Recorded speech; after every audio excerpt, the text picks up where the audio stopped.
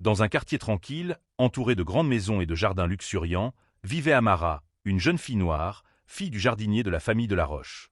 Amara avait grandi parmi les roses et les lilas, aidant son père à entretenir le jardin, tout en rêvant d'un avenir plus grand. La famille de la Roche était immensément riche, et le patriarche, Monsieur Henri de la Roche, était connu pour sa fortune colossale, mais aussi pour son caractère strict et exigeant. Peu de gens osaient l'approcher, et encore moins imaginer faire partie de sa famille ou de son testament. Depuis des années, Monsieur de la Roche avait éduqué ses enfants dans le luxe, leur enseignant les affaires, l'art et la diplomatie. Pourtant, il n'avait jamais vraiment pris le temps de remarquer Amara, qui travaillait discrètement dans le jardin, parlant doucement aux fleurs et aidant son père avec dévouement. Pour lui, elle n'était qu'une employée, une figure familière mais invisible dans sa grande demeure. Un matin, une annonce inattendue fit le tour du quartier. Monsieur de la Roche avait convoqué toute sa famille et ses proches pour la lecture officielle de son testament. La nouvelle fit sensation. Les enfants, petits-enfants et autres héritiers potentiels se préparaient, chacun imaginant les millions et propriétés qui pourraient leur revenir. Amara, elle, n'avait aucun espoir. Son père lui sourit doucement. « Va, ma fille, reste toi-même. Qui sait ce que le destin te réserve ?»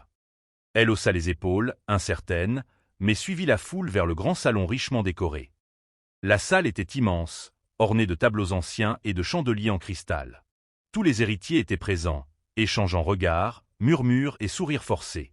Quand l'avocat de Monsieur de la Roche commença à lire le testament, l'excitation monta immédiatement. Les premières lignes étaient banales, des directives pour les enfants et petits-enfants, des legs de propriété, de voitures et d'investissements. Puis l'avocat lut. Quant à mon héritage le plus précieux, il est destiné à une personne qui, par sa constance, son humilité et son cœur pur, a démontré que la véritable richesse n'est pas dans l'argent mais dans l'intégrité et l'amour pour les autres.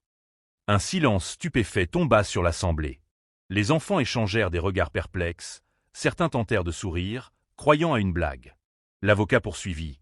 Cet héritage revient à Mara, la fille du jardinier, qui a passé toutes ces années à veiller sur ce jardin et à embellir cette maison sans jamais réclamer reconnaissance. À ce moment précis, une vague de murmures parcourut la pièce.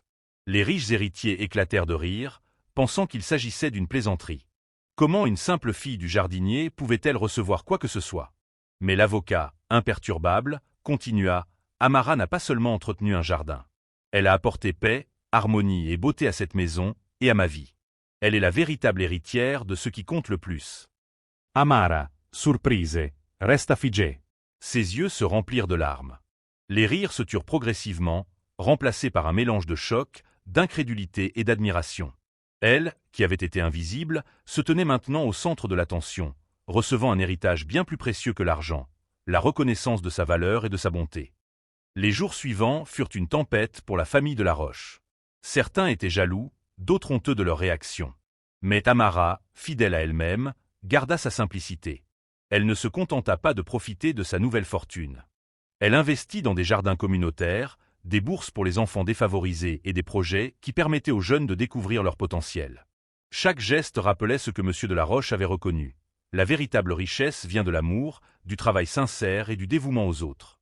Au fil des années, Amara devint une figure respectée dans sa ville et au-delà. Sa maison, héritée de Monsieur de la Roche, devint un lieu de rassemblement pour les jeunes, les artistes et les rêveurs. Elle racontait souvent son histoire, rappelant à tous que la grandeur ne se mesure pas à la naissance ou à l'argent, mais à l'impact que l'on a sur les autres, même de manière silencieuse. Et ainsi, la fille du jardinier devint une légende, non pas parce qu'elle avait hérité d'une immense fortune, mais parce qu'elle avait montré que l'humilité, la persévérance et la bonté pouvaient transformer une vie et inspirer un monde entier.